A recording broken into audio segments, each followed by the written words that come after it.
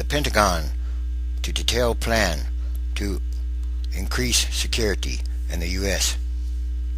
The U.S. military expects to have 20,000 uniformed troops inside the United States by 2011, trained to help state and local officials respond to a nuclear terrorist attack. Yes, again, a nuclear terrorist attack or other domestic catastrophe, according to Pentagon officials. In other words, this is preparing for the worst case scenario of another 911 that's perhaps worse than the first one. The long-planned shift in the Defense Department's role in Homeland Security was recently backed with funding and troop commitments after years of prodding by Congress and outside experts. There are many critics of the change in the military and among civil liberties groups and libertarians who express concern that the new Homeland emphasis threatens to strain the already strained military and possibly undermine the Posse Comitatus Act, a 130-year-old federal law restricting the military's role in domestic law enforcement.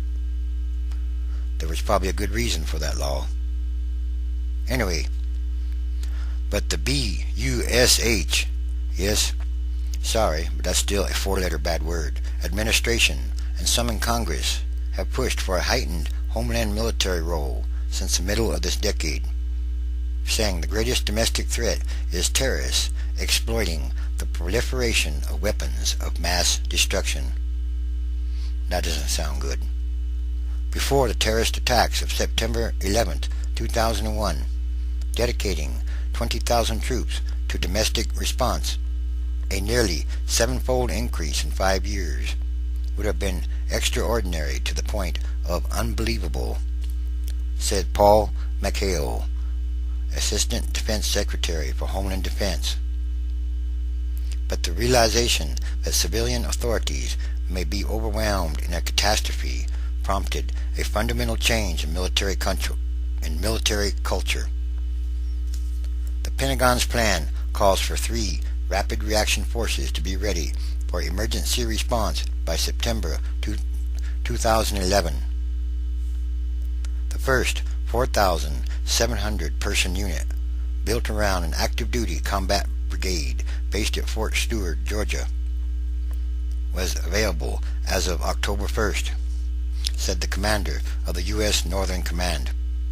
F funding continues, and that is an F.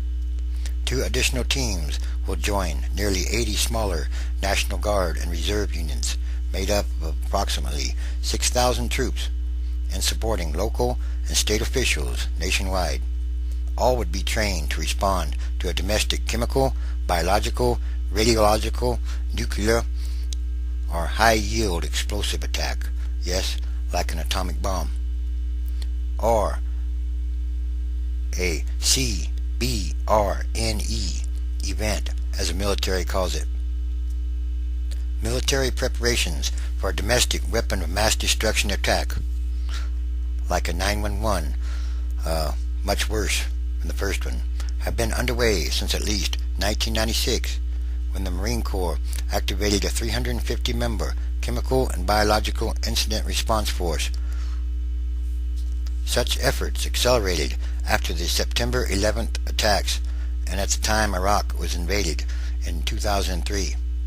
A Pentagon Joint Task Force drew on 3,000 civil support personnel across the United States. In 2005, a new Pentagon Homeland Defense strategy emphasized preparing for multiple, simultaneous mass casualty incidents, like a nuclear attack. National security threats were not limited to enemies who seek to grind down U.S. combat forces abroad, McHale said, but also include those who want to inflict such brutality on our society that we just give up the fight, such as by detonating a nuclear bomb in a U.S. city. Again, he said, such as by detonating a nuclear bomb in a U.S. city.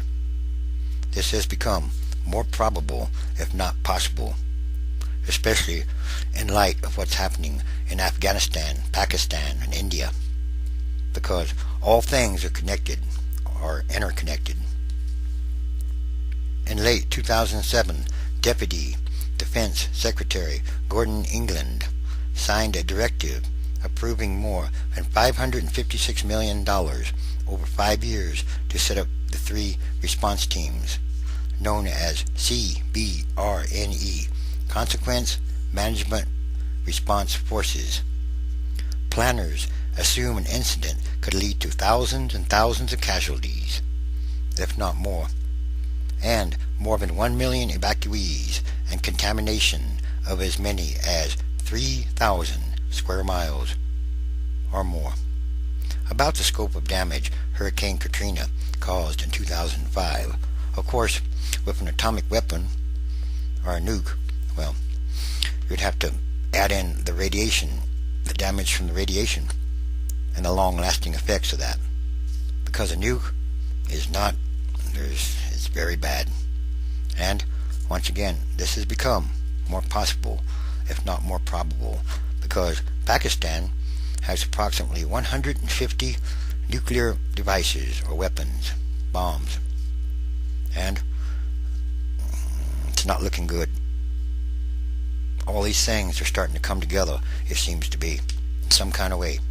Anyway, again, last month, McHale said authorities agreed to begin a $1.8 million pilot project funded by the Federal Emergency Management Agency, FEMA, through which civilian authorities in 5 states could tap military planners to develop disaster response plans.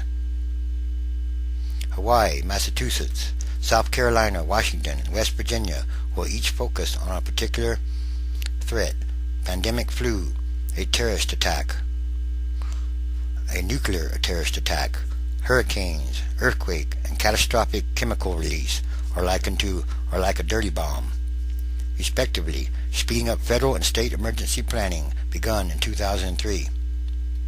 Perhaps they should hurry it up.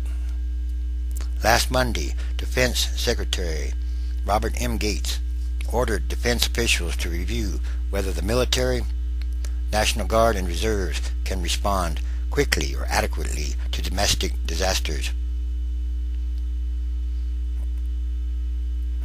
Bert P. Tussing, Director of Homeland Defense and Security Issues at the U.S. Army War College's Center for Strategic Leadership, said the new Pentagon approach breaks the mold by assigning an active duty combat brigade to the Northern Command for the first time.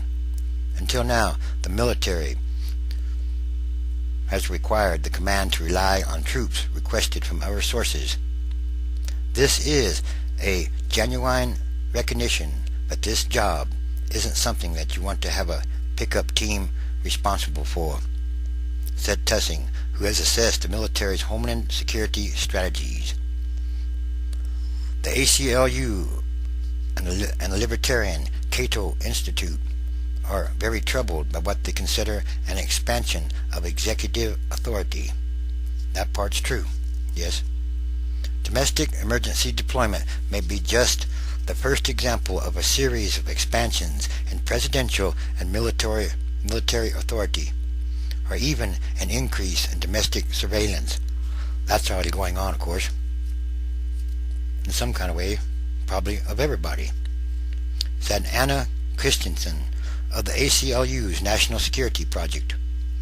And Cato Vice President Gene Healy warned of a creeping militarization of Homeland Security, or a culture of death, in America. There's a notion that whenever there's an important problem, the thing to do is call in the military or the boys in green, Healy said, and that's at odds with our long-standing tradition of being very cautious of the use of standing armies to keep the peace. U.S. forces, of course, are already under heavy strain. So, this can't happen for until another 3 years. What happens in the meantime? Could there be not another terrorist attack or 9/11 before that? It is possible.